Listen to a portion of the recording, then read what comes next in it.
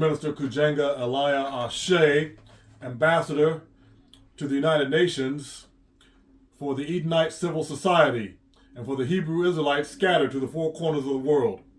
Today is March 4th, 2022.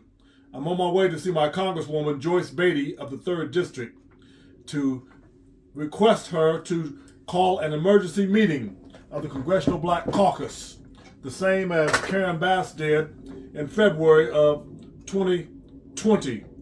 February 4th of 2020, I was in the Capitol building and I got to the microphone as the first speaker, and I told them that Donald Trump would lose the election, and he did.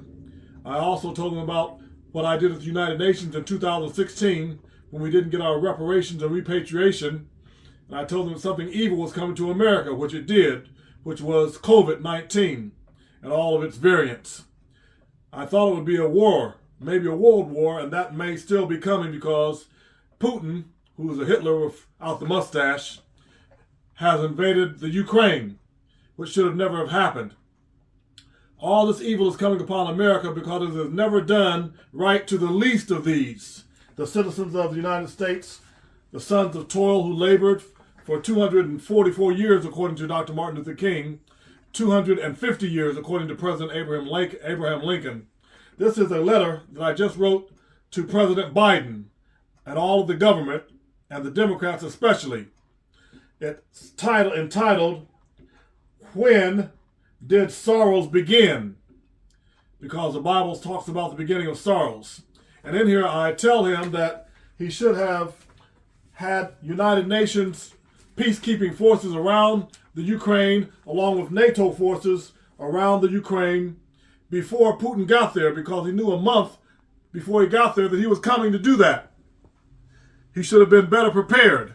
They should have had 1 million troops with planes and missiles and guns, bombs and tanks, all lining up around the Ukraine, so that when Putin got there, his generals would have said, hey, we're not going to go up in there with all those people surrounding the Ukraine, protecting that democracy.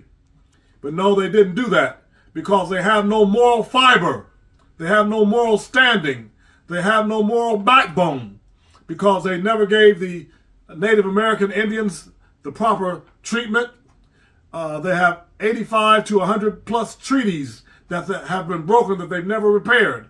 They never gave those descendants of American slavery, which I am one of those and one of the descendants of the Indians as well. They never gave us our reparations nor our repatriation.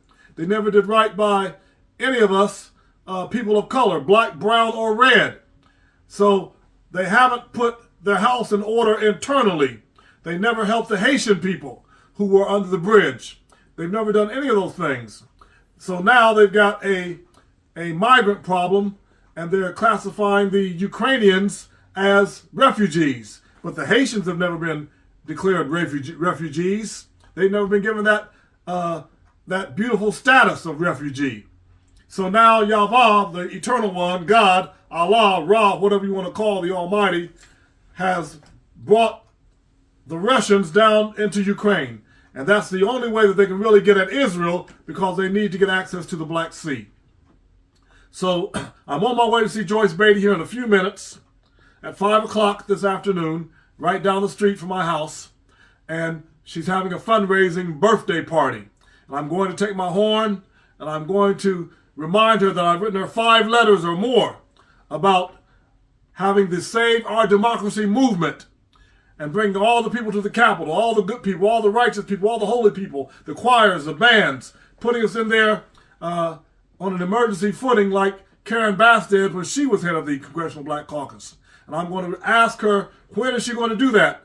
Because it's not too late. But if they wait a little bit longer, it's going to be too late. This is part 1 of a 2-part video.